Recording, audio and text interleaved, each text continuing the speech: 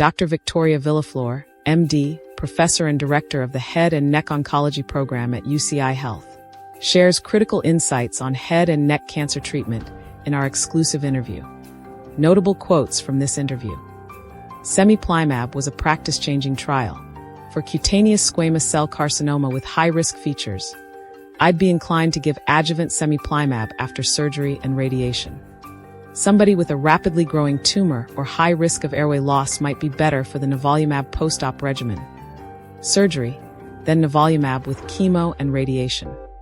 The new EGFR-directed ADC, Becotatug Vedotin, gives us more tools to help patients with advanced nasopharyngeal cancer live longer after initial treatments fail.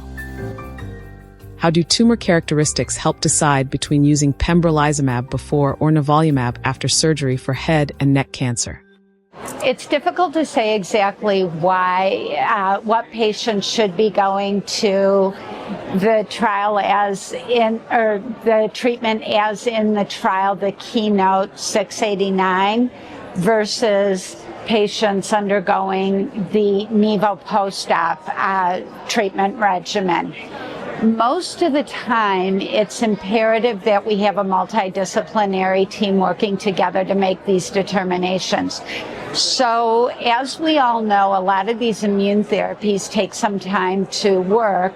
Hence, somebody who has a very rapidly growing tumor or is at a high risk of having loss of airway or perhaps a sentinel bleeding event might be better for treatment according to the NIVOPOSTOP trial regimen, and that would be where they undergo surgery, then undergo Nivolumab with chemo and radiation. However, somebody who may have like a tumor that is not as rapidly growing or is not in dire straits in having some kind of sentinel event happen, may be better in undergoing treatment as per the Keynote 689 regimen, where they get neoadjuvant treatment because there's some indication the development of distant metastasis may be a little bit lower when given with the neoadjuvant treatment. Why did Cemiplimab work better than Pembrolizumab in preventing skin cancer from returning after surgery? That's a great question.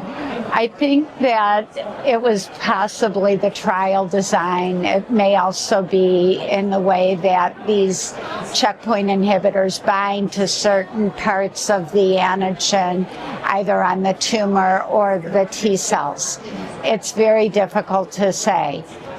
That being said, with Cemiplimab, that was a very positive trial and is practice changing. Hence, if a patient with cutaneous squamous cell carcinoma and high-risk features undergoes standard of care surgery followed by radiation, I would be very inclined to give them adjuvant Cemiplimab as well. The Keynote study with Pembrolizumab was not a positive trial. There appeared to be some benefit, but I think some of that may actually be due to the way the trial was designed, maybe the lag between the completion of their radiation and the start of the actual Pembrolizumab may play a role. It's hard to say. For advanced nasopharyngeal cancer, how can the new drug Becotatug Vedotin help after other treatments fail? And what challenges might it face? In patients with advanced recurrent metastatic nasopharyngeal cancer, there have been recent data in the Jupiter-2 trial which actually shows an advantage of treatment with a cisplatin gemcitabine toripalimab regimen.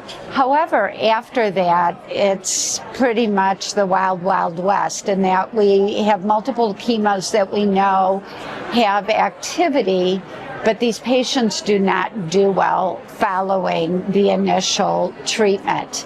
Hence, having some of these drugs, like this new EGFR-directed antibody ADC, actually gives us more tools in making these patients live longer.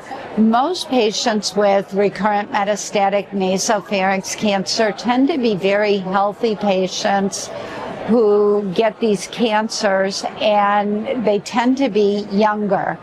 So we do want to be able to have them living longer with better quality of life if it's feasible. And to date, we have nothing other than this new EGFR-directed ADC. So I think it's important that this does get further developed. It's very impressive that it was almost able to double the progression-free survival from that of single-agent chemotherapy, which we're currently using in this very small trial.